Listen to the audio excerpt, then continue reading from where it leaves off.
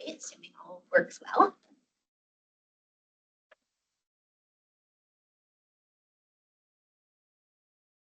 Like folks are in from the waiting room.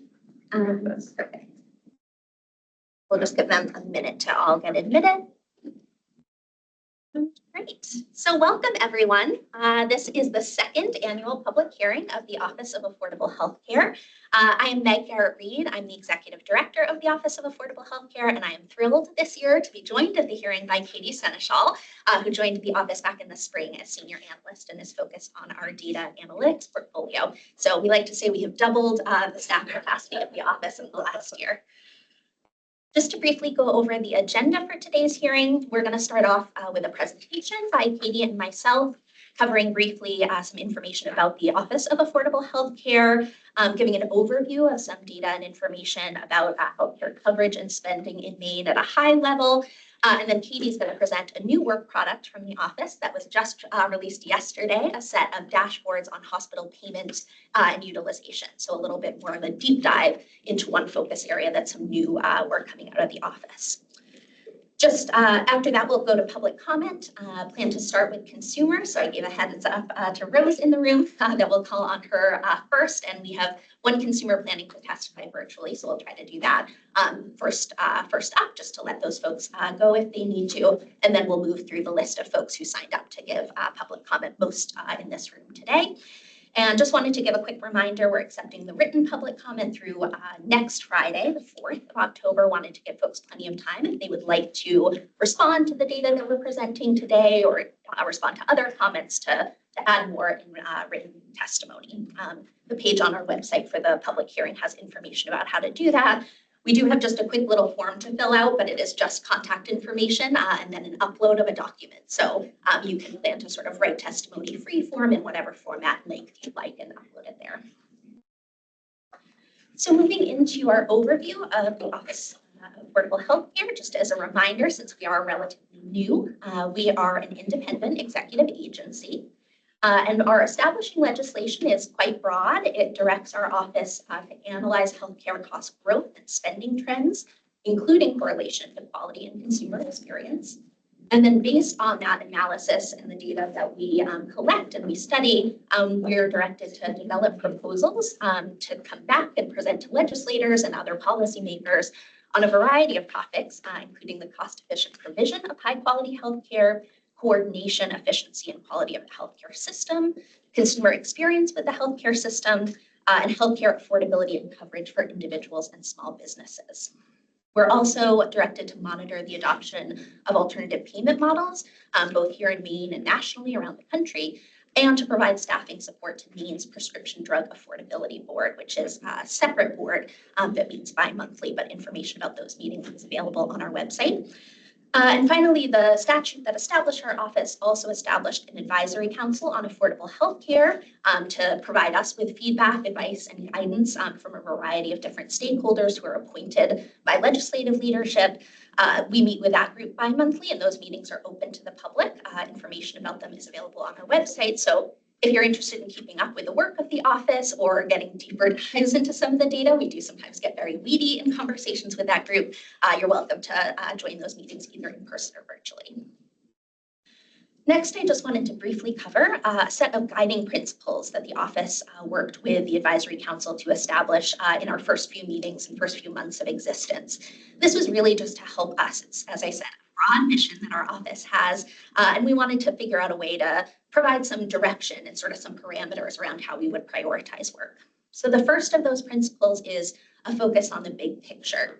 And what we mean by that is we really want to prioritize opportunities with significant opportunity for meaningful long-term impact. We all know there's no shortage of ways that we can improve the healthcare system in different angles, different levels of impact, but we really felt like this office's charge was to think more about big ideas with impact. We also wanted to make sure that we recognized the complexity of interdependent systems and actors there. So acknowledging that when you make a change in one area, there's often impacts more broadly on people in different coverage types, or if you shift spending in different ways. So it was important to us to acknowledge that, again, in the office's work, make sure that we're thinking broadly and holistically about it. Next, we really wanted to be clear that as an office in our work, we wanted to find affordability from a consumer perspective. So we want to focus on cost control policies that provide relief for end payers. By that, we mean individuals, certainly, also businesses and the government to some extent, but with a particular emphasis on consumer costs, and especially costs that may cause someone to delay or even skip care that they need. Next, we also, as part of that focus on affordability, want to make sure that we try to avoid policies that only shift costs around. There are ways where, maybe you can spend less out of pocket, but you will be spending more in premium. And we felt that unless there was a really strong sort of outcome-based argument for a policy like that, we want to think about controlling costs overall and thinking about affordability in that way, as opposed to just shifting costs around. Finally, maybe most importantly to me is that we really want to focus on delivering results. So one way we do that is focusing on whether policies are achievable and thinking about implementation considerations. We can sort of dream big about policy ideas, but we want to be focused on policies that can work in the context in which we're operating and that take into account things like, fiscal or legal barriers. And finally, we really want to recognize that the status quo is not sustainable. I think this comes up a lot because change is scary and disruptive. But we know that the trajectory that we're on in terms of healthcare spending and affordability of healthcare for consumers, we really can't continue down that path. So we want to be change focused and action focused. Finally, just to briefly talk about the purpose of today's hearing, one purpose is to share an update on the office's work. So that'll be the presentation from Katie and myself, giving an update on some of our data analysis and the office's perspective on the problem. But then really mainly, I think the focus for me at least is to provide this opportunity to hear from anyone in the state, stakeholders, individuals who'd like to comment on the office's work, on issues of affordability, or on ideas that we should be pursuing. And those comments will inform our work in a few different ways. First and most directly, we submit an annual report to the legislature and to the governor each year, and we're required to provide a summary of public comment in that report. If you want to take a look, our annual report for 2023 is on the office's website and includes a pretty lengthy summary and takeaways from the comments that we received at last year's public hearing. Next, public comment really helps us with our analysis planning and how we interpret data on spending and costs. We all know there's no perfect source of data in the healthcare world. And so hearing from experts, especially in specific segments of healthcare industry or on the ground experience, really helps us to think about the sources that we choose to look at, where there might be gaps that we can fill, and making sure that we're adding nuance and context to our work whenever necessary. And finally, the comment that we receive today and that we received at last year's public hearing helps to inform our development of priority initiatives and recommendations for policies for the legislature.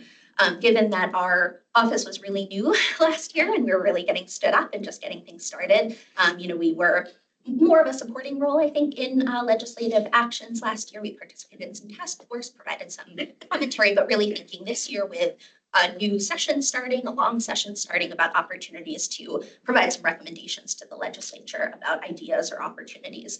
So this feedback that we received today will directly flow into that work. So next, I wanted to provide an overview of healthcare coverage and spending in the state of Maine. Before I jump into starting to walk through lots of slides about data, I did want to take one moment and just pause to talk a little bit about analysis planning for the office as a whole. Again, as I've said, healthcare is complicated, multifaceted. There's a lot of angles through which we can think about affordability for consumers, as well as quality and efficiency, the other dynamics that we've been asked to explore. So we wanted to represent a little bit of how we're thinking broadly about how we examine these topics and provide information about them. I won't run through this whole table, but the dark blue squares with the outlines around them are a couple of the work products that we're going to focus on the most today. So our hospital payment utilization dashboards that Katie will be walking through, as well as an analysis of household spending on healthcare that was created by the Urban Institute this past year with some collaboration from our office, but fully authored by them. The sort of medium blue squares here represent existing work products that folks are free to explore and that inform our work and that we are not looking to duplicate in our work. So the Maine Health Data Organization, our colleagues there create drug spending dashboards, a primary care spending report, behavioral health care spending report each year under direction from the legislature. We also have a now being refreshed, but a broader set of health expenditures dashboards that the Maine Health Data Organization created for the office using claims data.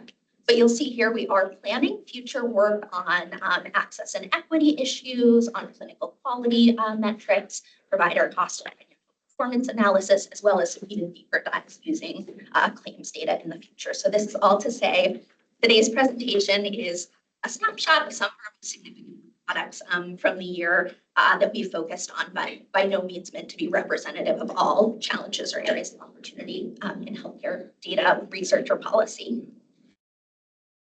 So moving into some of that data, I always like to get started in talking about issues of affordability and spending by talking about health coverage, because it is so key to the way that individual consumers experience their healthcare costs. Thank you.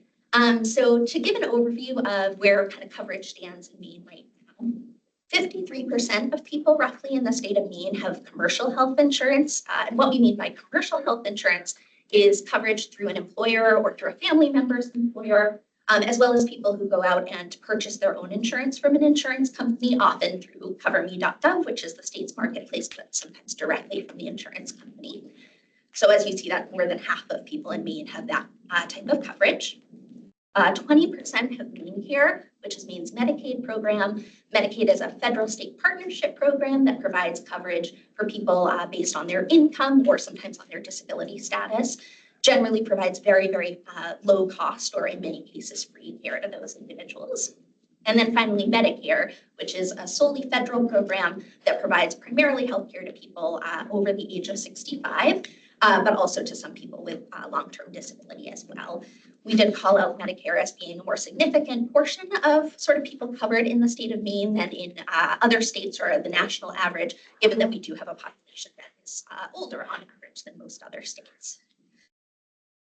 There is also a component of uninsured individuals, about 7% in this data set. And I wanted to do a little bit of a deep dive on folks who are uninsured, but I guess I'll do that after, just to give a little bit more information about this breakdown of insurance types. We did want to call out in that commercial coverage segment of the pie here, that 53%. One important thing to note is that only less than half of that is actually regulated by the state's Bureau of Insurance. And that's because in health insurance coverage provided by large employers who generally self-insure themselves, meaning that they sort of pay their claims themselves instead of working with a health insurance company or having a health insurance company absorb all risk for them. They're regulated by the federal government. And federal law preempts or prevents state government from being able to regulate those plans. So I note that only because I think it comes up a lot in thinking about action here in the state, things like requirements to cover certain procedures or service types or to only charge a certain amount for a given procedure tend to not apply to those plans. And it is more than half of the people who have that commercial coverage. Just to note too, in the smaller component of that call out over to the side, there are large group plans that are fully insured. That is the largest segment of fully insured plans.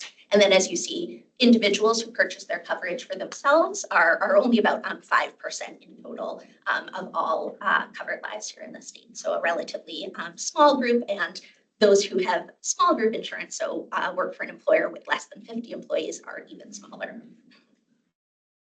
Then moving on into that deep dive on the uninsured. This data comes from that Urban Institute report that I noted that projected out healthcare costs and coverage into 2025.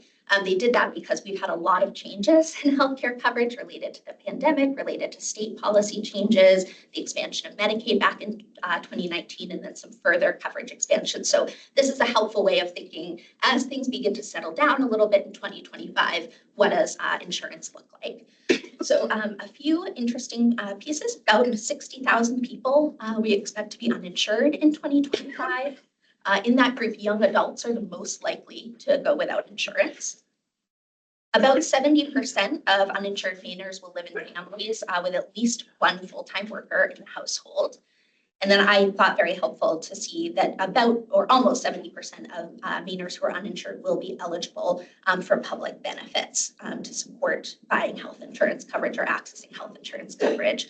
Notably, about 40%, as you see there, are eligible for Maine care or likely eligible for Maine care.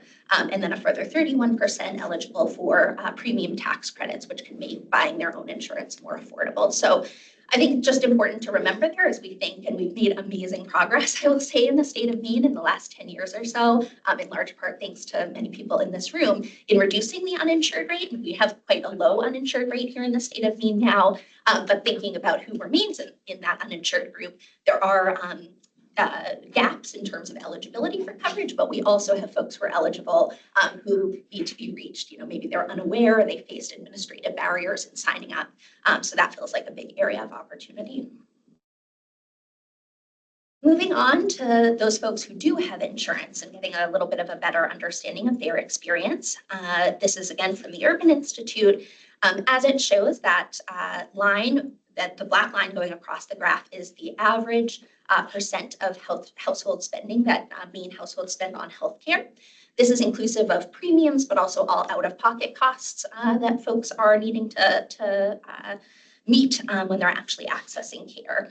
One thing I wanted to note here was that it's folks in the middle income brackets down at the bottom, so between 138 and up to 400% of the federal poverty level, that have the highest healthcare burden if we define it as the percent of their household income that they're spending on healthcare. Of course, that can vary. You know, if you're in a lower income household and you're really tight on bills, even a smaller percent of your income, you know, can be very meaningful and might create more of a challenge in accessing care. But just thought that this was helpful to understand. It's really those folks who are earning a bit too much for Maine care coverage, but not earning incomes that allow them to have a lot of savings or extra money in the household that are the most challenged. And just included a quote here. We've got a few quotes knowing that this is a very data-heavy presentation from folks that we've heard from over the last year. This in particular, a business owner, but talking about this challenge of why do we feel like everyone is spending so much on healthcare and yet somehow the healthcare system is still not adequately funded and there's access issues. Just sharing that he felt the system so concerningly opaque that normal price discovery of a functioning market can't take place. And I thought that was worth calling out here. Just to also bring this down to earth a little bit, maybe make it a little bit more digestible, that 13% of household income that people who are earning between 200 and 400% of the federal poverty level are having to pay, what that would mean for a family of four making $93,600 a year is that they'd be spending on average $12,168 on healthcare. And you can imagine there's lots of folks who are spending very little each year. You know, maybe you don't have many family members with a chronic illness and you don't have any accidents and you're not using a lot of healthcare in a given year, but there are also those who may have more serious health needs who are spending a lot more. In terms of thinking about those costs, as I noted, that was inclusive of premiums and out-of-pocket costs. So this graph just gives a little bit of a better sense of how household spending breaks out. The light blue color that you see is what households are spending on premiums, or an individual is spending on premiums, excuse me, while the green is out-of-pocket costs. And we have the small group market in the left-hand column, the large group market in the middle, and individual market on the right. One thing interesting here, I think, is that it is folks in the small group market who on average are spending the most total on healthcare. And also they're spending more on premiums and a little bit less of that, not less net, but a smaller proportion of their spending is on out-of-pocket costs. While in the individual market, the premiums are a little bit lower on average, but higher out-of-pocket spending for them. Again, just a quote from a consumer here, speaking to our consumer assistance program, who emphasized, I think, what some of this can mean to people on the ground, that people are being forced to not get procedures that their doctors recommend because they have to pay out of pocket and can't take on that financial burden. And that's really what that green out of pocket is part of the column represents to me, is those costs that people face when they actually try and go to access care and are being asked to meet a deductible or pay a co-insurance amount, and it can be genuinely very challenging for folks. Mainers, as we know, are concerned about affordability and continue to be concerned about affordability. We put together a couple of recent surveys across the state of Maine from the past couple of years, one of which found that 80% of Mainers are worried or very worried about affording healthcare in the future. 63% experienced an affordability burden in the last year, and nearly 50% find it difficult to afford healthcare. This quote is one that stuck with me from last year's public hearing. We had a consumer come in who had employer-sponsored insurance and who wore a medical device and shared cost me $500 a month, $6,000 a year to meet his deductible. He said, I have savings for 2 years. What do I do after 2 years? And that's someone who is, to some extent, is in an enviable position. Employer-sponsored insurance generally considered on the better end of available insurance options, and someone who has savings. But these costs are such that they can exhaust a person's savings in a couple of years, and they're very worried about what will happen after that. In addition to the individual and family impact from healthcare costs, did want to also highlight that healthcare costs can negatively impact wages and jobs. This is some new research coming out of Yale University, the IRS, and the Treasury Department, where they took a look at what an increase in healthcare prices resulting from a merger of hospitals meant for the economics in a surrounding county. And they found that a 5% increase in healthcare prices can result in $32 million in lost wages, 203 lost jobs, and $6.8 million in lost federal tax revenue. That's because businesses, as they are spending more and more on health insurance premiums or health insurance claims, they just don't, have the room in their budget for hiring or for increasing wages for their employees. And that's why there's these broader economic impacts. I won't read the full quote, but an example here from a Maine-based employer talking about facing these really significant premium increases each year and needing to absorb that cost and finally make really difficult decisions about reducing coverage for family members of their employees because of the increases that they faced. So moving along, I know we can't talk about every driving factor, every element of why there's so many challenges in affordability of healthcare, but wanted to touch on this overall data from the national health expenditures that are collected and analyzed by the Centers for Medicare and Medicaid Services, which shows that for the state of Maine, the largest component of healthcare spending, 40% just about, is on hospital services. The next largest component, at more like 20%, is physician and clinical services, and then drugs and other non-durable products at 12%.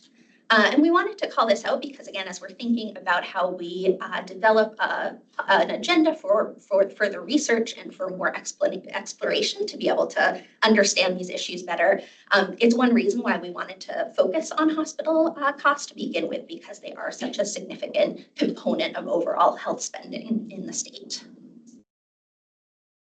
One final piece of kind of the external data sources to call in again from national expenditures are just comparing ourselves to the national average and to some other benchmarks to understand how hospital spending has changed over the last 20 years. So what this shows is the darker blue line at the top is Maine's per capita household expenditures on hospitals. Those are higher and have grown faster than the United States average, which is the sort of teal colored line underneath. But even more stark, I think, is looking at annual inflation, the black line, and then Maine median household income, the light blue at the bottom. As you can see, much slower growth in those two components versus hospital spending, which is, I think, illustrative of why we see this as an issue and something that we feel that the office should take a look at. Just to add to that, per capita spending, household spending on hospitals in Maine is $4,687. That makes us ranked 14th highest in the nation. And again, high growth and high spending and high growth are both areas of concern for us. So when we explored this and saw this in some of the higher level data, we wanted to ask ourselves why that was and understand that better. And that's why, part of why, in addition to availability of data and other factors, we decided to focus one of our first data products on hospital spending and utilization. And that is the data set that I'm going to hand it off to Katie to walk us through. Thank you, Meg. As Meg mentioned earlier, my name is Katie Seneschal. I am a senior analyst here at the Office of Affordable Healthcare, and it's a pleasure to be here speaking to you all today. I will be touching base on the Maine Hospital Payment and Utilization Dashboard, As Meg mentioned, this is just one component of our larger analysis plan. Given the opportunity of the data, we're going to start here. To make a note first about where this data comes from, this data comes from the Maine Health Data Organization's all-payer claims database, which is a data source that includes claims submitted by hospitals for the services they provide. These claims can include information on the medical services and doctor's appointments for Mainers with healthcare insurance, and that can include information on the types of service, the date and location of services, what payments were made by insurance companies, as well as the expected out-of-pocket amount that a consumer may pay, which could include things like co-payments, co-insurance, and payments towards a deductible. And then additionally, this data source includes information on patient provider and insurance provider communication. I'd just like to note this data does not include information on individuals who receive services who do not have health insurance, whether or not they paid for those services. And it also does not include information on quality of care or health outcomes. Next slide, please. Just a clarification. When you say health insurance, do you mean health coverage, including public payers, or do you mean true insurance? We mean coverage. You mean Right. coverage, because, Medicare and Medicaid are insurance. You know what I mean? So it's confusing. Okay. Yes, I tend to use coverage and insurance interchangeably, and I would argue are in public insurance programs, but yes. So Okay. individuals with coverage, just meaning because a hospital wouldn't submit a claim for someone with no coverage or insurance of any type that So they're all not payers, captured. all payers. All payers, yes. Yes, thank you for that question. So next, I'd just like to point out that these dashboards are available on our website as of yesterday. So they're a new product from the office. You can navigate to the Our Work tab and find the dashboards there. The screenshot to the right is a screenshot of what the dashboards will look like online. And I'd like to mention that there's many details and visualizations that you can access using these dashboards, but today we'll just be reviewing a subset of that information, really honing in on healthcare spending in the state. Before we dive into the dashboards, I'd just like to orient ourselves to this graphic here. Today, we'll be exploring more on what healthcare spending looks like in the state of Maine. And at a basic level, we can think of spending as the product of how many services are used and the price paid for those services. And today, I use the term price, speaking to a broader audience, but here what we really mean and what is reflected in this data set is the payments made by insurance companies and the member liability, or the amount of out-of-pocket spending that is expected from the consumer for those services. We recognize that this does not necessarily reflect the cost for providing those services. And today we'll come back to this framework as we understand different drivers of healthcare spending in Maine. So first, diving into total healthcare payments. These two figures are showing total payments on the left for inpatient services by payer and on the right for outpatient hospital services. We have total payments on the vertical axis for both of these figures, and payments again would be the payments that insurance companies are making and members are paying or expected to pay out of pocket. The three lines represent the different insurance coverage types. The blue would be Medicare, the orange would be commercial, and the green would be Maine Care. Here, we can see that spending on outpatient services have increased for all payers. And for inpatient services, we can see that it's relatively stable for Medicare, a slight decrease for commercial, and a slight increase for Maine Care. I'd like to make two important caveats to the Maine Care data. These data do not capture Maine Care payments made to critical access hospitals for the years listed here. And additionally, these data do not capture non-medical claim payments that apply to all payers, but may be a more significant share of payments made by the Maine Care payer. For these reasons, we believe that Maine Care for total payments and utilization is an underrepresentation throughout these dashboards. The last thing I'd like to note when looking at total spending is you can think of total spending is impacted by the size or the number of people enrolled in each of these coverage types.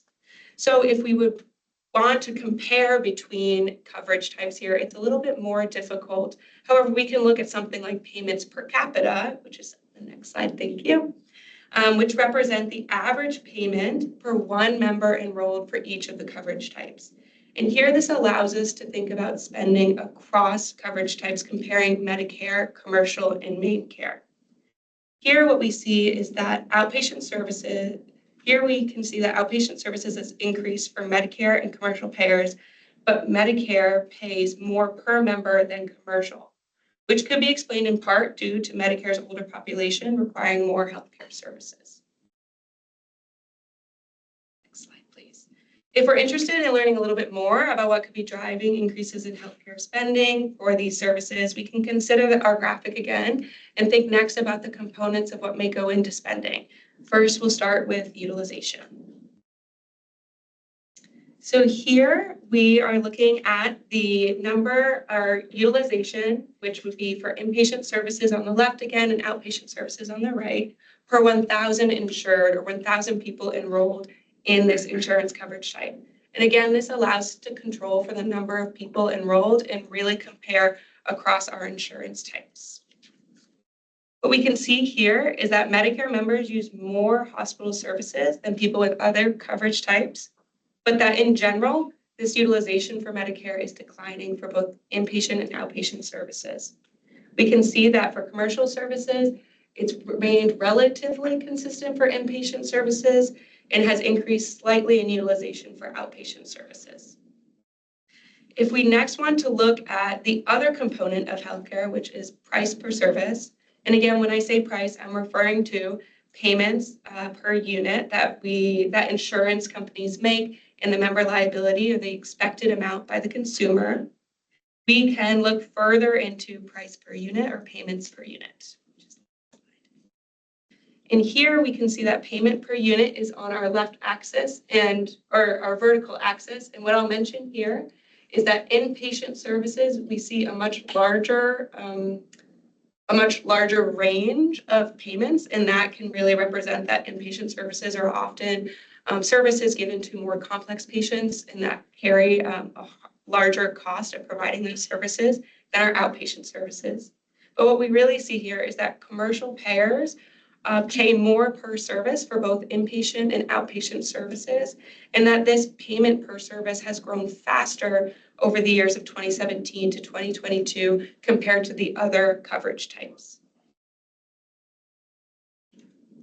So thinking about drivers of healthcare growth, specifically and bringing in these three concepts of spending, price, and utilization together, we can see here changes in growth in healthcare spending, price, and utilization. What I'll note is that looking at all these together, spending in purple has grown by almost 13% for inpatient services and almost 49% for outpatient services. And we can really see that this is being driven primarily by an increase in price per unit, which is in green. That increased about 30% for inpatient services and about 42% for outpatient services. It is much less driven by utilization, which has actually been declining for inpatient services for the commercially insured and has only increased slightly. And why we focus on the commercially insured here is because, as Meg noted earlier, this is the largest insurance coverage type for the Maine population at this time. So this wraps up just, again, one small section of what we can see using the dashboards, but I really encourage each and every one of you to go and look at the dashboards yourselves and see the other things that you can explore. And thank you so much. Thank you, Katie. And yeah, I'll just second that request. It was tough for us in developing this presentation to think about areas of focus. There is really rich data and many, many ways to filter and visualize that in the dashboards.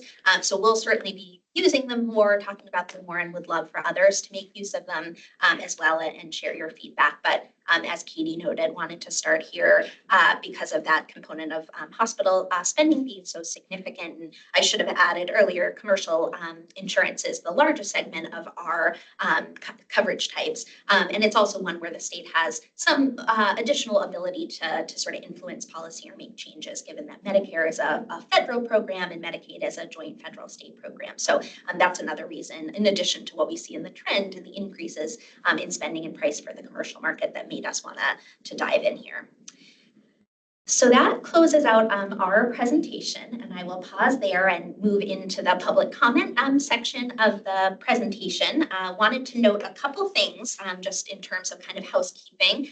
We have folks who are joining us virtually. If you signed up to comment, I have two people who signed up to comment virtually, Donna Blanchette and Gracia Bintu. We're taking a look for them now. If anyone is online and thought that they were signed up to comment, you're not on my list. So maybe reach out to me and we'll try to add you in. But I just wanted to give those folks a heads up if they're on. I'd like to start public comment. I know we have one or two individuals who are consumers themselves here to speak. And so would like to start with them so that we can free up their time as possible. Then we'll move to the individual we have signed up if she's on to speak, Donna, as a consumer online. And then we'll move back and I'll just sort of go through the rest of the list in the order of folks who signed up. I'll try to do a little bit of who's on deck so everyone has a little bit of warning like we did last time. So I think to move in, and I'm sorry, I should add again, I just wanted to give one more reminder, written public comment, you have until October 4th. So please feel free to submit that as well. And then I think Rose Keller is the first individual. I'd love to have you come and share comments. Would you like me here? Would you like me? Oh, yes, if you don't mind coming up, sorry. And I should have shared as well. So we asked people to limit to 3 minutes just in case we had a lot of folks sign up. I think we've got a good number, but we've got enough time. So I'm not gonna watch the clock too carefully. Don't feel like you need to talk super, super fast. You know, after 5 minutes or so, we might start to say wrap it up, but we'll give everybody a little bit more flexibility because we're not under a time crunch. But take your time. Hand it off to you, Rose, and great folks, I'm sure most will anyway, but just if you don't mind kind of introducing yourself at the top of the remarks so we know a little bit. Absolutely, fantastic. I promise not to talk too long. Good afternoon, everybody. My name is Rose Keller. I'm 22 years old, a recent college graduate, and a resident of Brunswick. I also have cystic fibrosis, a rare genetic condition that affects my lungs. When I was born, the life expectancy for someone was in their 30s. Today, thanks to the advancement of modern medicine, that number is much closer to the 50s. No small part of that massive leap is thanks to Vertex Pharmaceuticals, the drug company that manufactures Trikafta, a drug that I have taken. It is a first of its kind medication that treats the underlying cause of cystic fibrosis for over 90% of patients. The day that the FDA approved Trikafta prompted delirious joy from the CF community. For me, that delirium quickly subsided when I found out what the drug would cost. Upwards of $300,000 per year. Despite the enormous value Trikafta brings to patients, that lavish sum is much too great a burden to impose on our healthcare system. Patients need access to drugs that work at prices they can afford. My parents' insurance, which I'm still a beneficiary of, is willing to cover the cost of Trikafta for now. Still, my copays and out-of-pocket costs have steadily grown in recent years at a rate that imperils my financial independence. When drug companies are allowed to demand whatever price they name, insurance companies must compensate for that by raising premiums. We have seen this happen here in Maine. Just last month, Bureau of Insurance Superintendent Carey announced the approval of the 2025 rates for Maine's individual and small group market. And though the Bureau successfully worked to lower initially proposed rates by insurers, across the board, rates went up. I refuse to sit idle while the pharmaceutical industry forces higher premiums on my friends, neighbors, and community in Maine to satiate their endless greed. Other states have started to address this by creating prescription drug affordability boards with the regulatory authority to set upper payment limits. A state program here in Maine could, in theory, imitate the federal Medicare price negotiation program and withstand legal challenges. I look forward to the day when the state of Maine has a PDAB with the statutory authority to set UPLs or something similar. Until then, if the current trend continues, the healthcare system will become too expensive to function as is. My future plans to go to law school, have a family, to go to life here in Maine are in jeopardy unless something changes. Thank you for the opportunity to submit public comment. Very much. Appreciate it, Rose. I apologize because I didn't give a heads up. If Kendra Millis is great, if you wouldn't mind. Sorry not to have given you warning. I will say so. I think Donna Blanchett, you'll be up next virtually, so we'll move you and make you a presenter, and we'll be able to see and hear you in the room. So just prepare for that. And then after that, we'll go to Trevor Finocchi and Alex Carter. And with that, we'll hand it back to you. Hi, my name is Kendra Millis. I'm a resident of Sydney. I am a single mom with one child. I have been self-employed since my daughter, now 17, was 1. Managing the cost of healthcare has always been a struggle. Since I am self-employed, my health insurance choices are severely limited. I must choose one of the options from CoverMe. In 2024, the combined total of my health insurance premiums and the cost of medical care will be $27,400 for me and my child. The only reason it is not higher is thanks to the protections of that out-of-pocket tax. The first significant jump in cost was between 2016 and 17, when my monthly premiums went from $452 to $658. Then it stayed steady until 2023, when I was hit with an increase of 23.5%. My premiums went from $696 to $860 a month. The publicized average rate was significantly lower this, and even the maximum rate allowed was a bit below this. In 2024, I had another large increase of over 20%, higher than the publicized average. My premiums went from $860 to $1,037 a month. To be clear, this is a bronze level plan for 1 adult and 1 teenager. I'm already steeling myself in anticipation of what the new premium levels will be in 2025. If the increase this time is similar to that of the last 2 years, my insurance premium will have almost doubled in 3 years. The plans I have carried over the last few years have had out-of-pocket maximums near the maximum legally allowed amount. For 2023 and 2024, it's been $15,000, $7,500 for me and $7,500 for my child. Between 2020 and 2023, I hit the out-of-pocket maximum for myself every year and for my daughter every year but one. I have hit my out-of-pocket maximum already for 2024, and I will hit it for my daughter by the middle of October.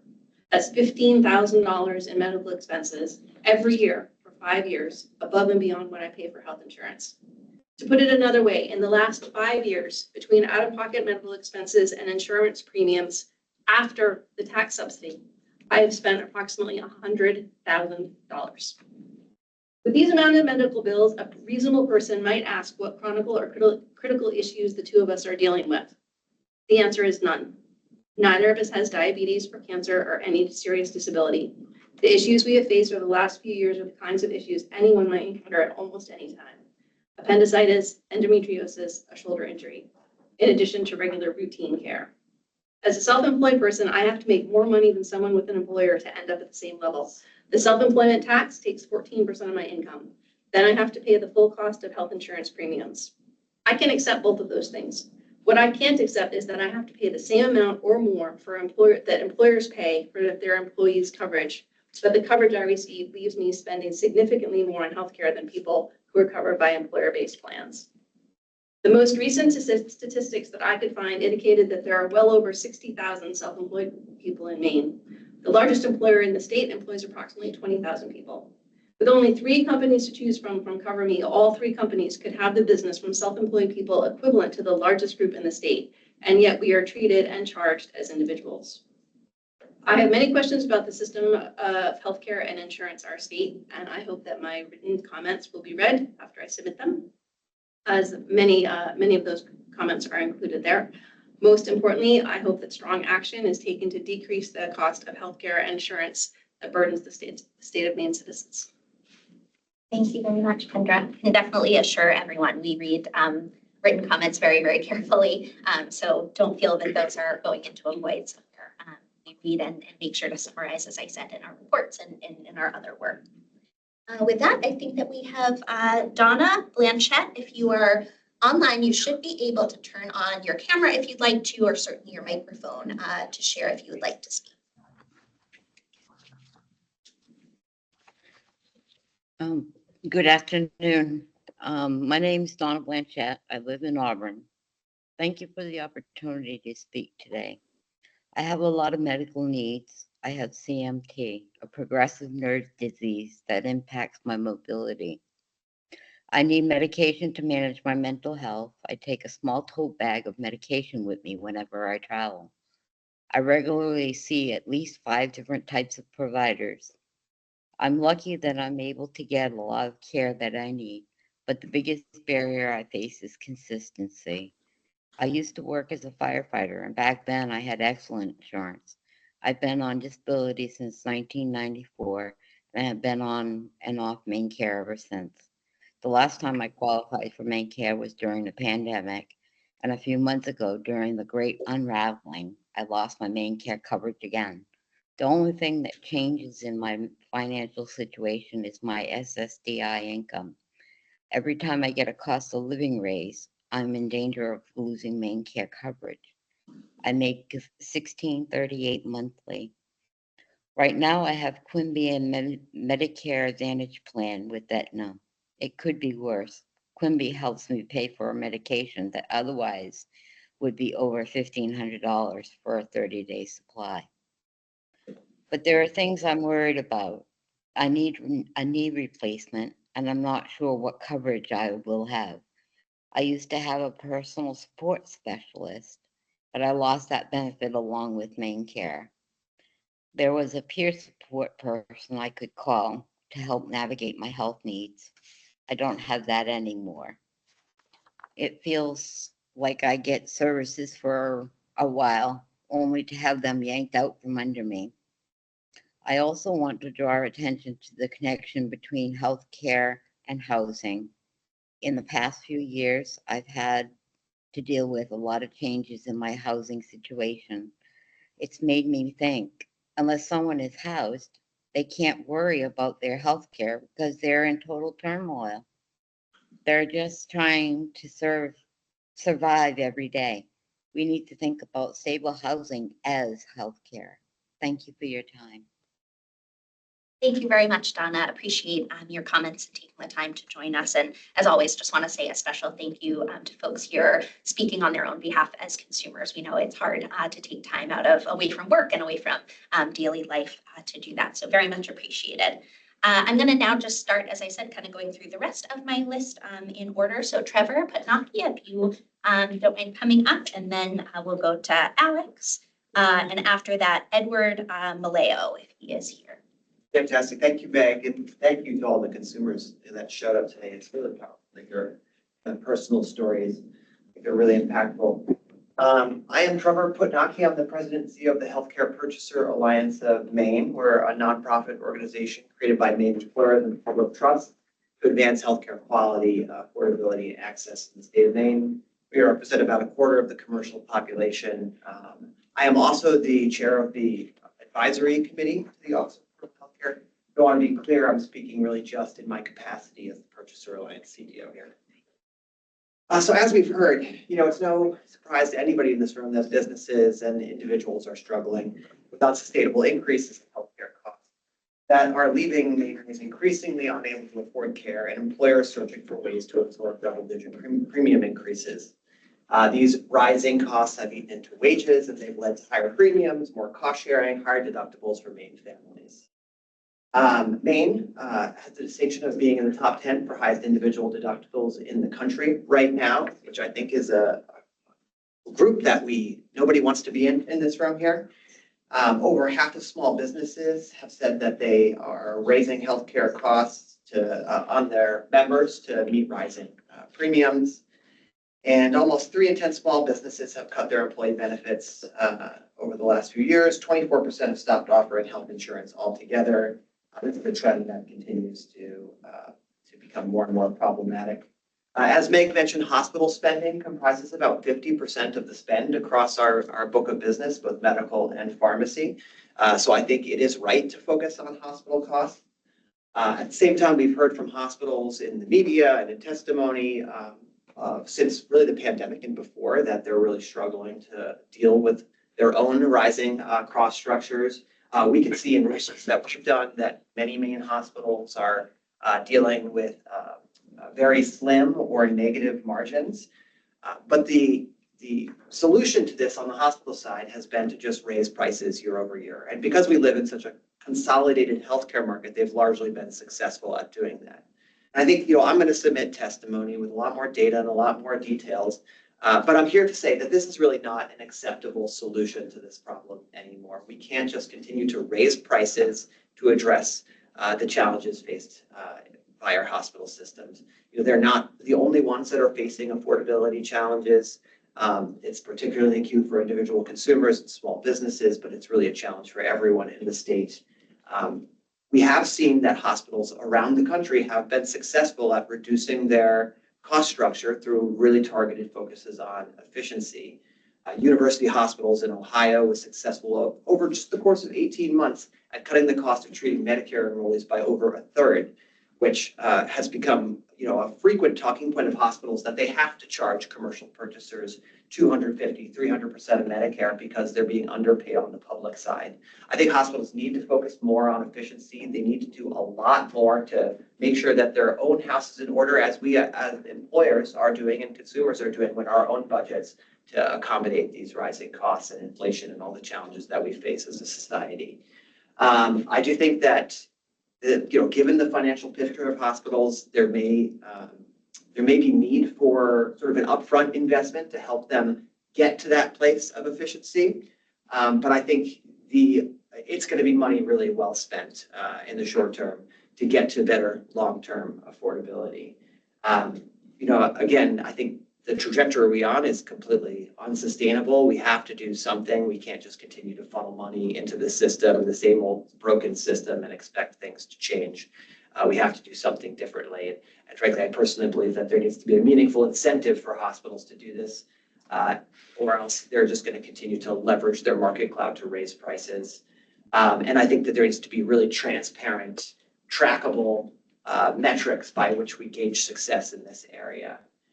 I know that hospitals can't do it alone. I think we're all going to have to work together to get there, but I think it's probably the number one issue that we all should focus on because it's impacting every other facet of our lives here in the state of Maine. I also think that when hospitals do this work, that the savings that they are able to achieve, hopefully, are passed along in the form of lower premiums for employers and individuals. I think the Bureau of Insurance should make sure that their rate review process is tracking in a very direct, linear way the savings that hospitals are able to achieve through efficiency efforts and making sure that those numbers show up in the premiums and that they're not going out to middlemen in the system that are extracting value within our state. So thank you very much. I appreciate the opportunity and I will submit my comment. Thank you, Trevor. Alex, if you want to come up next. I don't see Ed Maleo in the room. So after that, it will be Christine Austinfort and then Representative Hymanson. Hello, everyone. Good afternoon. My name is Alex Carter. I use she, her pronouns, and I'm a policy advocate at Maine Equal Justice. I, too, am going to speak a little more off the cuff and will submit some comments in writing because I like to hear what you all have to say first. But in case you're not familiar with us, Maine Equal Justice is an economic security civil legal aid provider, and we're focused on increasing opportunity and equity for people in Maine. And we provide direct representation, legal representation to hundreds of individuals with low income each year, and also represent the interests of thousands more of our systemic advocacy, which includes advocating for more affordable healthcare options. I think maybe what I want to focus on today, I too will have a lot more to say about various things, including insurance for people with low income, free care, and medical debt. But I think you all are going to hear from such a wide range of stakeholders with varying perspectives and interests. And I would really implore the office, as well as all of you, to consider utilizing an equity lens in your analysis and to focus your recommendations on improving access to affordability for those who bear the greatest burdens of high healthcare costs in our state. And that includes the impacts on meeting their basic needs. I'm going to touch on insurance coverage. As we've heard, insurance coverage alone does not automatically translate to affordability. I will note that I too struggle to cover a lot of my out-of-pocket costs for my healthcare, and this is the work that I do, and I have private insurance. However, given that the US is the only high-income country that does not guarantee healthcare coverage for all of its residents, I think it's particularly important in this context. And the unequal distribution of that coverage also contributes to significant disparities in health and financial outcomes that we see every day in our work.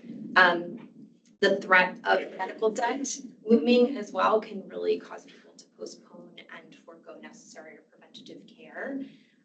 You've heard about a lot of the great gains we've made in insurance. I'm really proud of the work that Maine has done to lower the uninsurance rate. And yet those gains are really not evenly distributed when you drill a little bit deeper into the data, particularly the most recent census data.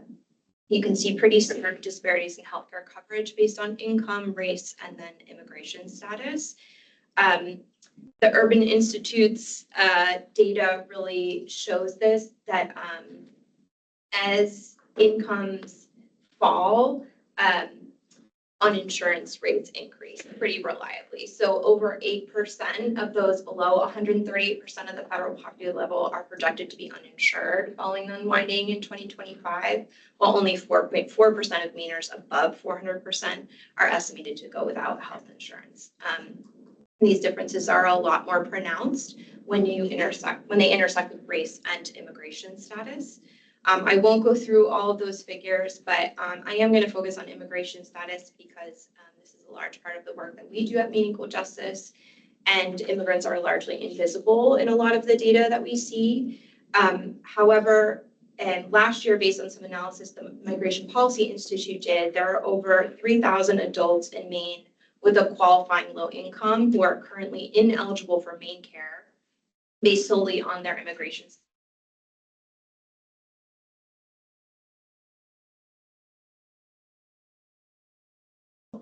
And this is really reflected through the lived experiences of the people that we work with and the barriers to care that we attempt to help them navigate as an organization.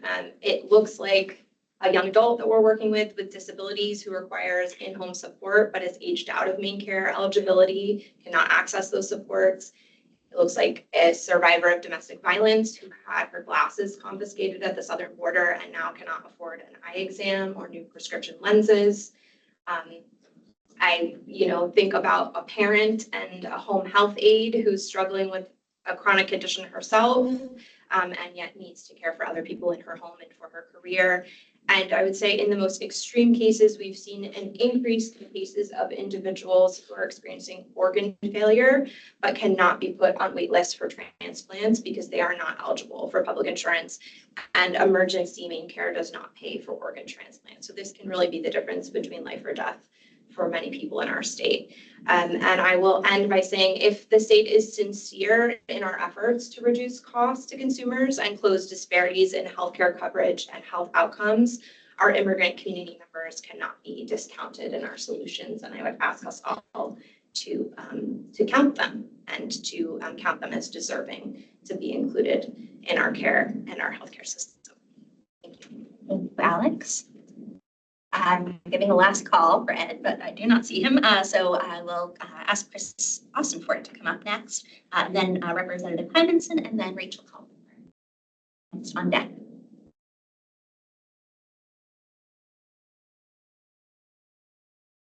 Good afternoon. My name is Chris Austinford. I'm the Senior Government Relations Director for Anthem Blue Cross and Blue Shield here in Maine. And I would like to thank you for the opportunity to share our comments today.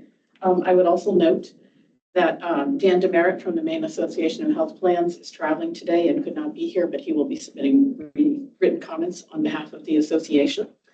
Health insurance premiums are a reflection of the underlying costs, and we appreciate that the work that the office is doing to analyze those spending trends. I think that the information that you provided this morning with respect to hospital spending is particularly useful. We think that there are a number of issues that contribute to the high cost of care in Maine and why we are seeing higher costs here than we are in other parts of the state. As Trevor mentioned, provider consolidation is definitely one of the factors that influences the prices here in Maine. We have large systems that wield significant influence and are able to demand above average market prices. And Trevor noted, would not be noted, that as hospitals achieve savings, they should pass them through to patients, both insured and self-pay. And we couldn't agree more. The challenge is the rate review process of insurance carriers does nothing to guarantee that those savings are passed through. We have asked hospitals to reflect those savings in hospital systems.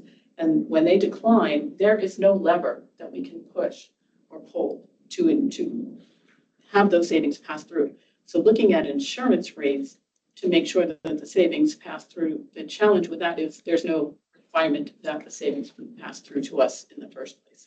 And not just to the insurance carriers, but also to private pay patients as well, who are paying the charge master charges at these facilities. We also believe that certificate of need contributes to higher costs in Maine, and that the state should consider what impact it does have on health insurance costs in this state.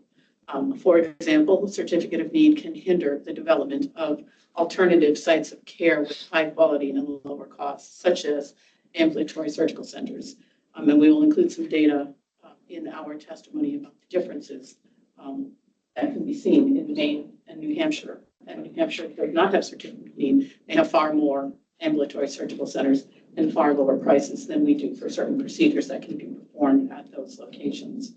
Certificate of need does also, it regulates when a hospital wants to offer a new service, but not when a hospital buys real estate for some other purpose.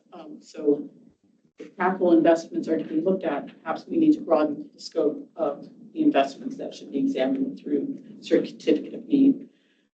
Anti-competitive, anti-consumer provisions in contracts between providers and carriers are also an area of concern for us.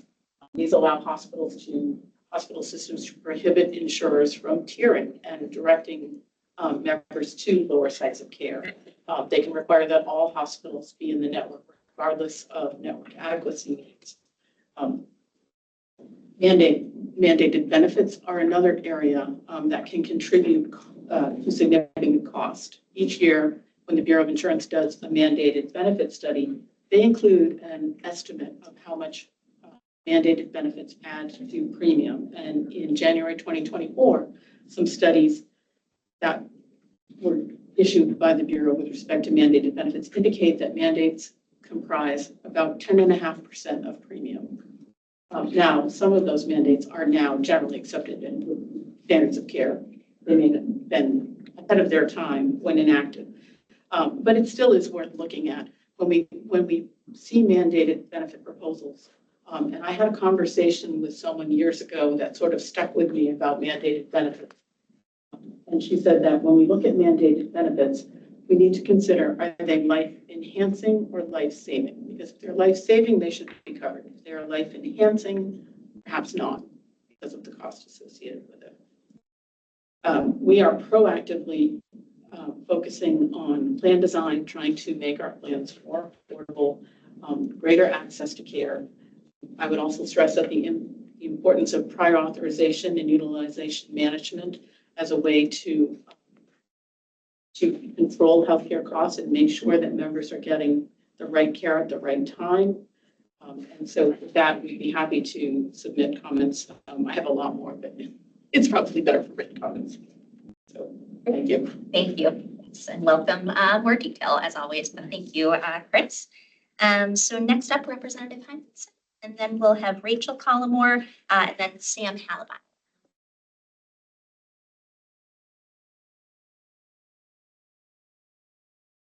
Good afternoon, Executive Director, Garrett Reed, and interested parties. I'm Patty Locaritolo Hymanson. I'm a physician, fellow of the American Academy of Neurology. I'm here representing the Maine Medical Association. I live in York. I'm a past neurologist in private practice on the Seacoast for 30 years, Maine State Representative from 2015 to 2022, past chair of the Health and Human Services Committee, member of the Appropriations Committee, among other public service positions, including past chair of both the Board of Trustees at Portsmouth Regional Hospital and our regional federally qualified health center, and now board member of the York County Community Action Corporation, which is the York County PAP and FQHC. I'm a member of the Maine Medical Association's Ad Hoc Steering Committee on Healthcare Reform, which seeks to engage our members and the community of healthcare practitioners in the public discussion and debate about the future of our healthcare system. The MMA is a professional organization representing more than 4,000 physicians, residents, and medical students in Maine. Our mission is to support Maine physicians, advance the quality of medicine in Maine, and promote the health of all Maine people. I'm here to continue sharing with you the actions of the Maine Medical Association as we widen access to our statement on reform of the U.S. healthcare system, which is online on our website, that the membership of MMA strongly endorsed 1 year ago. The statement articulates how the current system costs too much, does not work well to keep people healthy because of layers of barriers to good care, and is demoralizing for physicians. A giant of a physician, Dr. Peabody, said in 1925, quote, "The secret of the care of the patient is in caring for the patient," end quote. We physicians have trouble caring for many patients because the system is broken in so many places. Besides speaking out loud about the moral injury harming physicians that these barriers cause because we cannot care for people the way we were trained and the ways we feel morally bound is not enough, we look for solutions. At the recent MMA annual meeting, Jean Lambrou, now past Commissioner of Health and Human Services here in Maine, spoke to us about healthcare reform. She said we could focus on fixing the gaps in the current overly complex system, or we could focus on changing the system itself.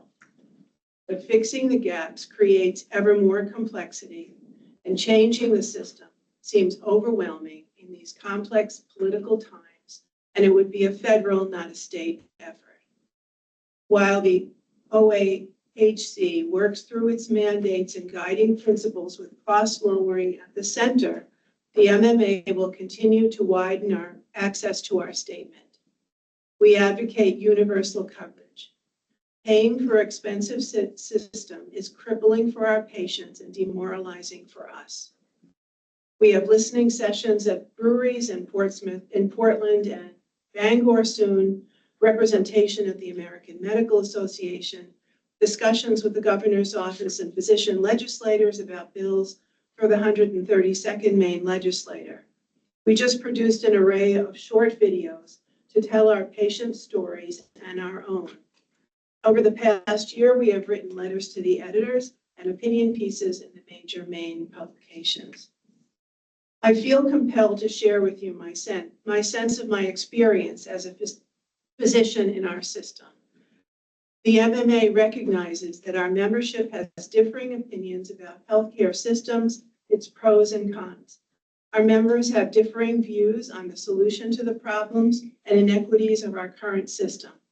But MMA believes strongly that our members must raise their voices as advocates for comprehensive reform in accordance with the principles outlined in this statement. And the statement is linked to our electronic vision, and you can all can look at it online at the MMA website in the right-hand corner, click on it. Thank you. Thank you very much. So next up, we have Rachel Collingwood. Then it will be Sam Hallemeyer, and then Gracia Bentu. I apologize if I don't have that pronunciation correct, but online will be coming to you. Good afternoon, everybody. My name is Rachel Collingwood. I'm the Consumer Assistance Program Manager at Consumers for Affordable Healthcare, and I'm going to read my testimony exactly as I'm going to submit it. So Consumers for Affordable Healthcare is designated as Maine's health insurance consumer assistance program.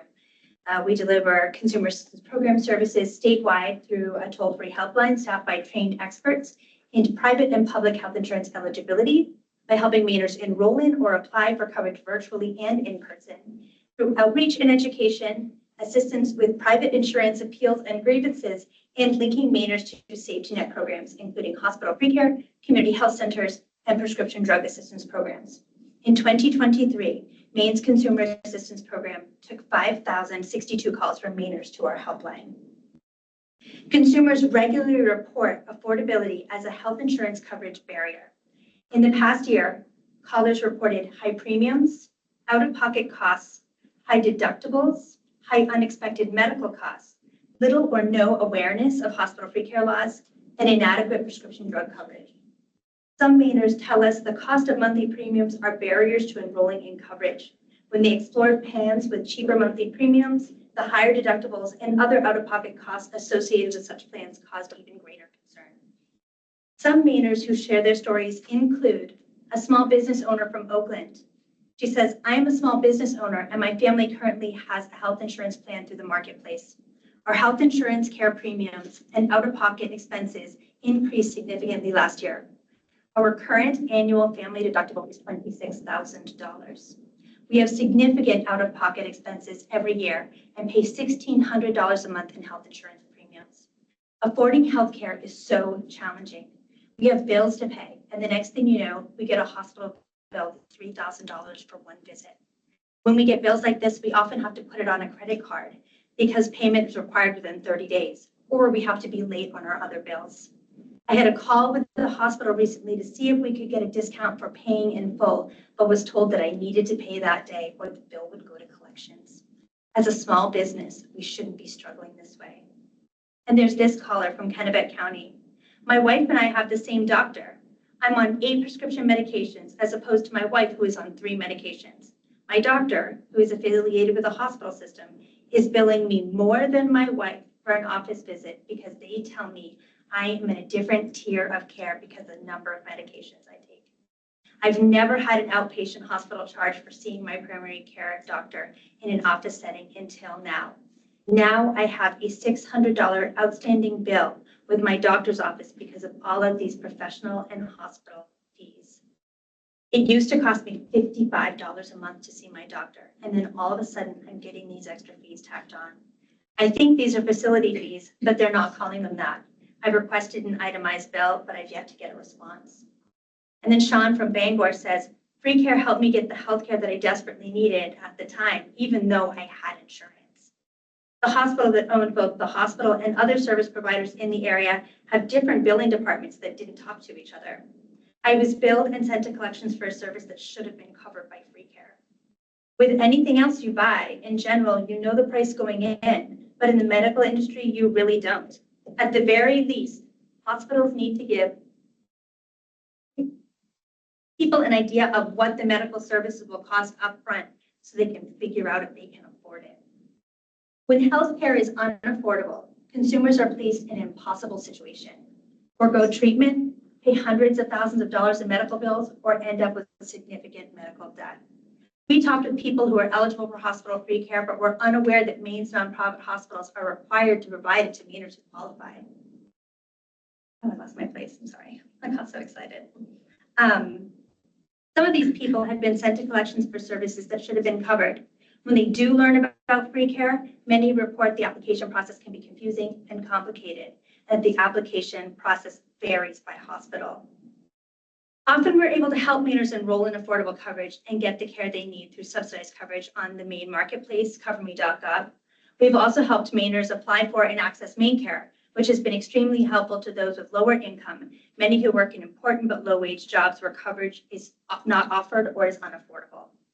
Maine policymakers have taken other steps to improve access to affordability coverage in Maine, but more needs to be done, and Mainers need relief from the high cost of healthcare. We urge the Office of Affordable Healthcare to make recommendations that would help constrain rising healthcare and prescription drug costs, further improve access to affordable coverage that would reduce cost sharing and protect consumers from unnecessary medical debt. Sam Helmer next.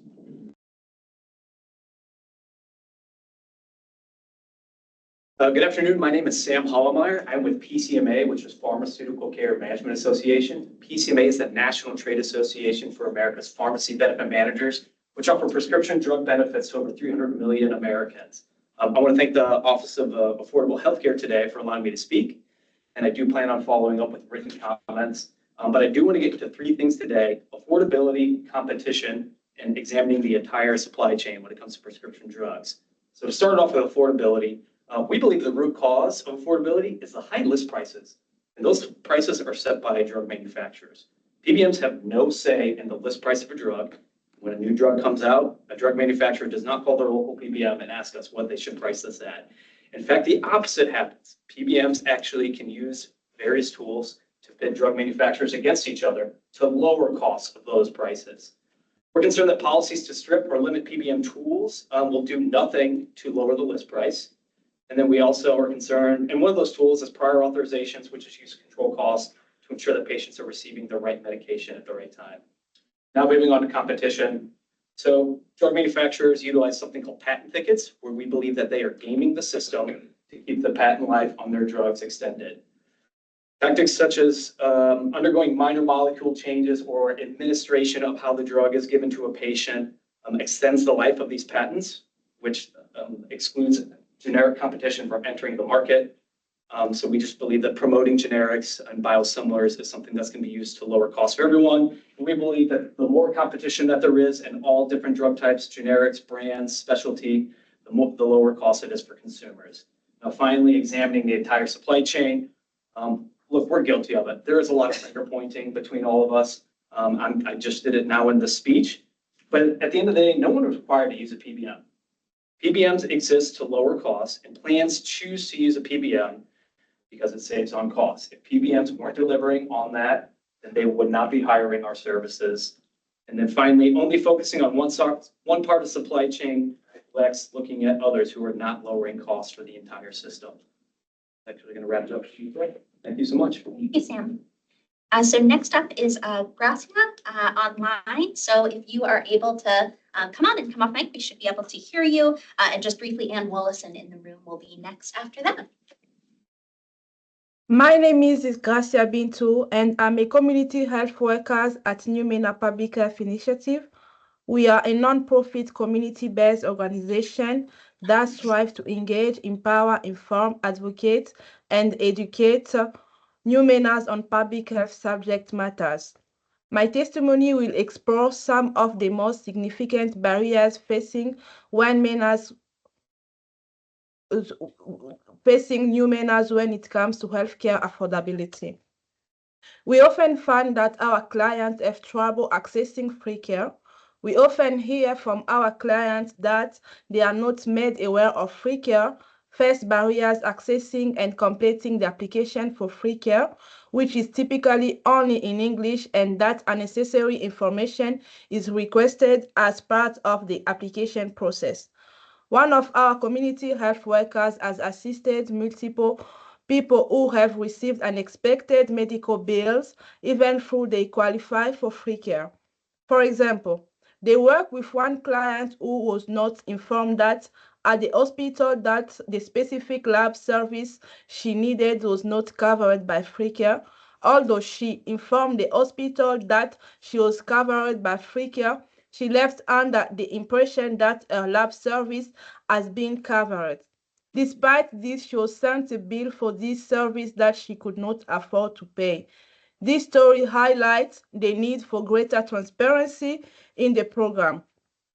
Medicare exclusion are also significant barrier to accessing affordable health care for New Mainers.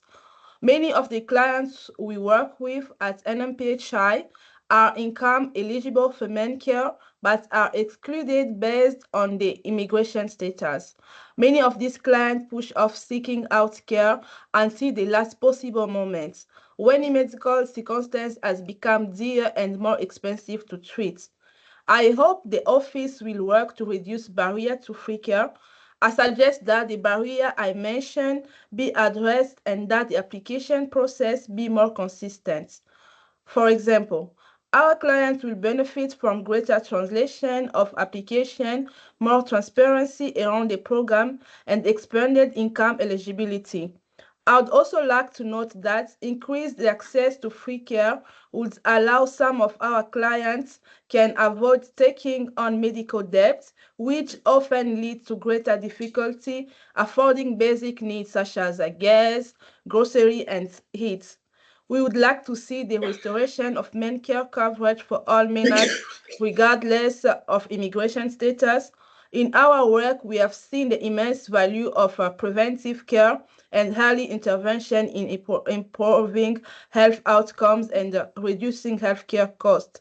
This expansion will ensure that individuals have access to care they need when they need it, rather than delaying or avoiding treatment due to financial barriers.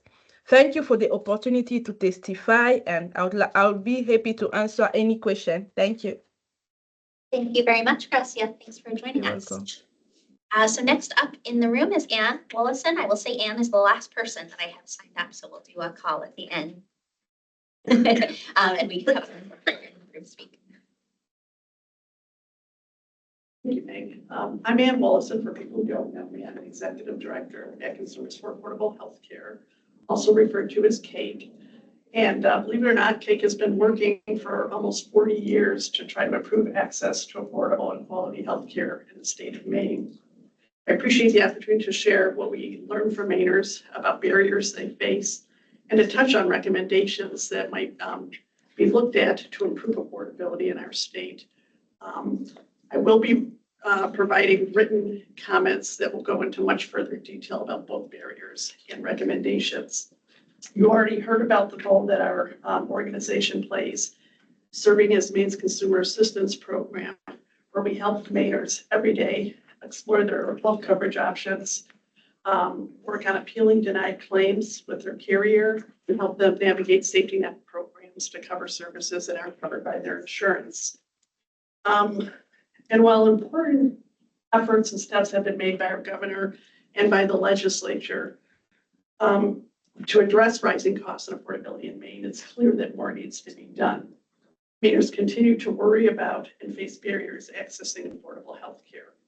Our survey of Mainers last year, which we are in the process of updating, found that 2 out of 3 Mainers believe major medical event would result in financial disaster for their families.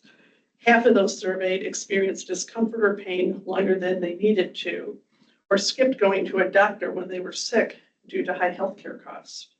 Additionally, when Mainers do access care, they struggle to pay for their medical bills and often go into debt.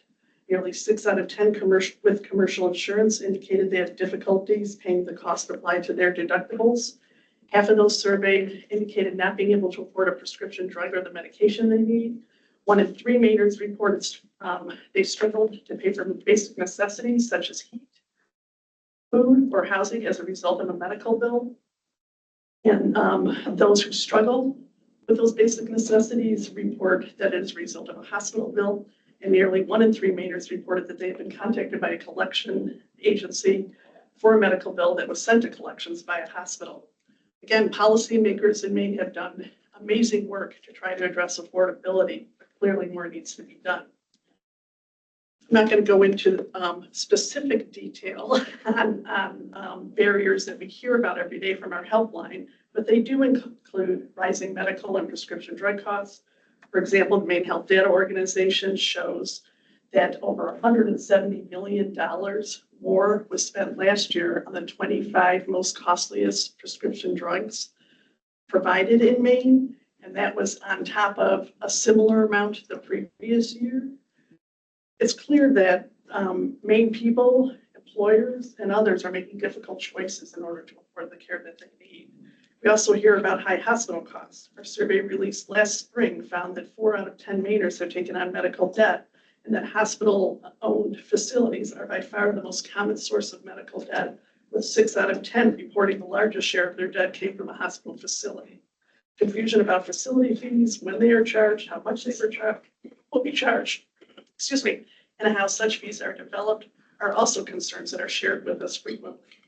Other barriers include unaffordable insurance premiums that increase out-of-pocket costs. We are truly grateful to our new superintendent who worked to reduce proposed rates in the individual and small business or small group market this year to affect rates in 2025. He acknowledged that part of the reason for the reduction of the proposed rates had to do with Maine's reinsurance pool, but he also worked with carriers to take another look at geographic rating and made adjustments that helped individuals in small group in northern Maine and down east Maine see more modest or no premium increases in 2025. Again, we are grateful to our superintendent for taking those steps, but more needs to be done to improve affordability. I've been in this position for almost 5 years at Consumers for Affordable Healthcare. As a small group, we have seen double-digit increases in our health insurance premiums for our employees every year, and we are also our employees are faced with higher deductibles. We also hear a lot about confusing plans. People are confused by their coverage, tiered drug formularies, tiered network providers, confusing prior authorization requirements, and other changes in co-payments and co-insurance are almost as are frequently described as barriers to coverage and care. And finally, gaps in coverage remain, and access to safety programs are often described as difficult to access. So policy recommendations, and again, I'm going to go into much greater detail in my written comments to reduce medical debt and improve affordability for healthcare services, include expanding and improving access to hospital financial assistance programs that nonprofit hospitals are required to provide in order to maintain their nonprofit status. And I want to acknowledge that some hospital systems have reached out to us in an effort to try to improve access to their financial assistance programs, which we greatly appreciate. But clearly more work needs to be done to make sure, as you've heard today, that people are eligible for care, can access it, and are not accumulating unnecessary medical debt.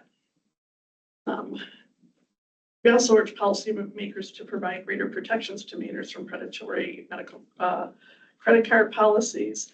And we make recommendations to address rising medical and drug costs, including the utilization of reference pricing, which was touched on a little bit earlier today. For example, the Maine Health Data Organization estimated that $171 million could have been saved last year if reference pricing was used for prescription drugs, looking at what Canadians pay, for example. We also urge limiting provider consolidation, prohibiting anti-competitive practices and private equity purchasing of Maine healthcare, and limiting facility fees for certain services and settings. We urge policymakers to look at the task force to evaluate the impact of facility fees on patients. That report includes a lot of recommendations that could be made or, if implemented, would address issues that we hear from consumers who face facility fees unnecessarily and are forced to have medical debt that they might not necessarily otherwise have.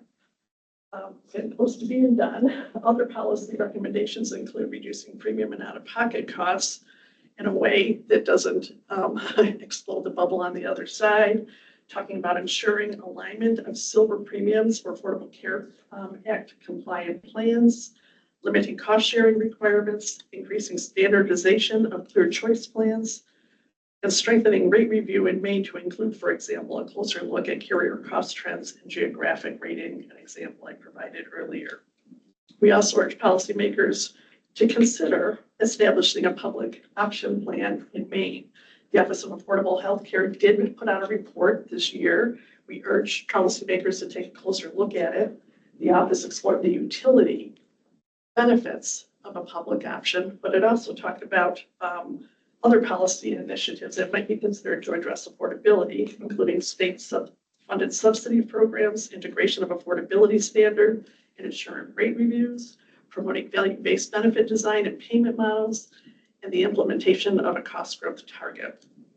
Policies to close coverage gaps and improve access to coverage include restoring Maine Care coverage for all immigrants to reduce disparities, people most at risk of being uninsured experience, and providing continuous eligibility for children with Maine Care through federal innovation waivers, such as those approved in Oregon and Washington. We really appreciate the opportunity to provide these comments and looking forward to working with the office and other stakeholders on these issues in the near future. Thank you. We have another individual here to testify. Can we come up? Do a quick check. Is anybody else in the room interested in testifying? Okay, great. Just wanted to make sure. Thank you. Sorry to hold you up. Good afternoon, everybody. It's my fault. I totally forgot to sign up and be able to present in person. My name is Samad Ibrahim. I'm a program assistant / a community health worker at Maine Access Immigrant Network. We are a nonprofit that bridges access to healthcare, social services for immigrants and refugee community members in Portland, Maine.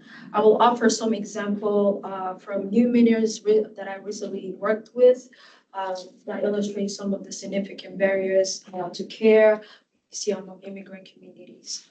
Like Rachel and Gracia said in their testimony, many new Mainers continue to face issues with accessing free care. When patients ask for free care, for example, applications are often directed to find one online. However, many of the people that we work with do not have access to a computer, a printer, or the internet. The few times patients have been able to obtain a physical applications on site is in English.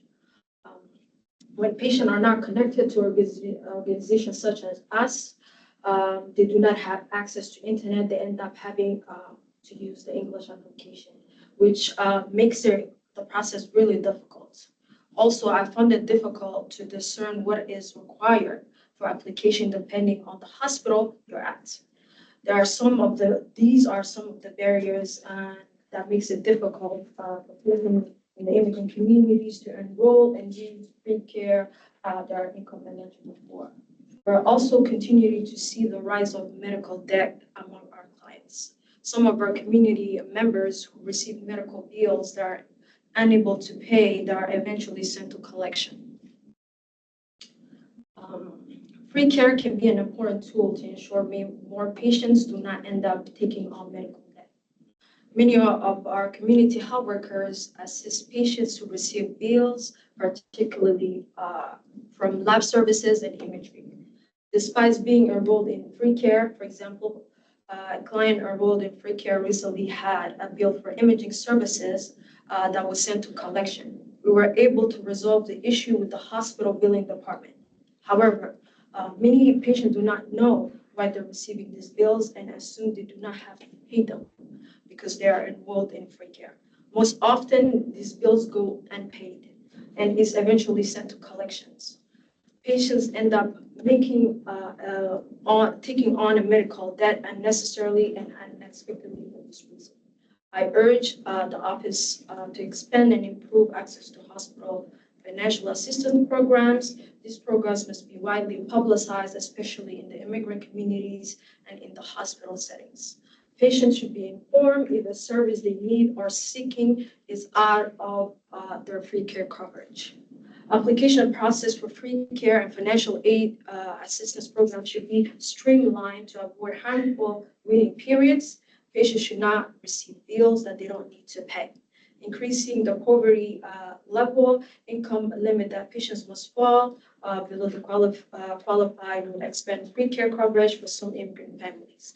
Some main hospitals already go above that limit, but requiring all hospitals to do so would help enroll more people into the free care program. We have begun to actually work with a local hospital, for example, to address some of these concerns. And they have been valuable partners. However, systemic changes on this issue would ensure that all people, regardless of which hospital they go to, are able to access free care if eligible by reducing application barriers, language barriers, and barriers in accessing accurate, timely information. And more immigrants will be able to enroll and use free care. The care that they're income eligible for again and need to get and stay healthy. I will finish up by saying many new Mainers are fleeing their home country to come here and start anew. And it's already complex for Americans to navigate the healthcare system. So adding that on top of that can actually stall someone new starting to do this country. So thank you so much. Thank you very much. Well, with that, I think we'll conclude the public comment portion. Thank you again to everybody who spent time today to come and speak with us. One more reminder that written comments can be submitted through next Friday And again, there's a form on the website to do that. If you go to our work in the menu and public hearing, the link is there and we'll just ask for some basic information and then you can upload your comments in whatever format makes sense. Can we access your presentation? Yes, thank you for the question. So we will be switching over soon the information on that public hearing page now that the hearing has passed. And we will post the presentation from today, a recording, a copy of the slides, and then when we've received all of the public comment copies, we will post those as well. So all of the information from the hearing will be publicly accessible. Thank you.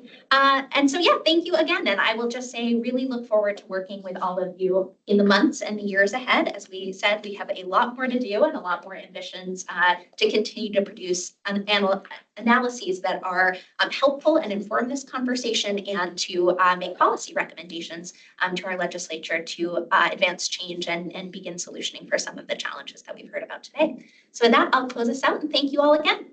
Thank you. Yeah.